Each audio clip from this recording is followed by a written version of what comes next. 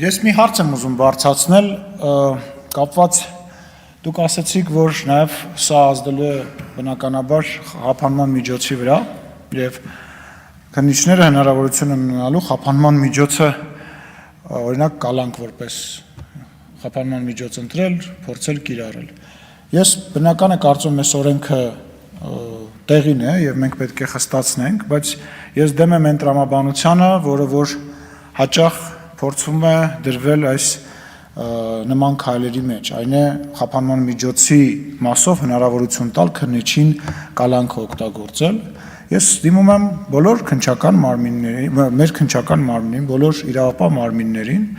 եւ ուզում եմ տեղյակ պահել, որ անձամբ զբաղվելու եմ եւ հետեւելու եմ այն փորձին, որ մարդուն ուղակի բռնեն, տանեն, նստացնեն, միջև ինքը ինչ որ մի բան, ինչ որ մի տեղից գրի, պատմի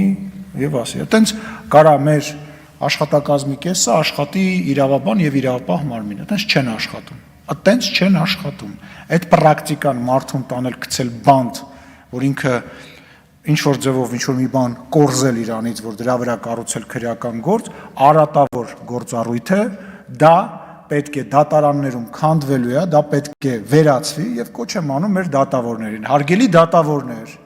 խնդրում եմ ձեզ, հորդորում եմ, որ նման գործերով չբավարարել միջնորդությունները, անկախ թե ում է դա վերաբերվում, անկախ թե ում է վերաբերվի ամենա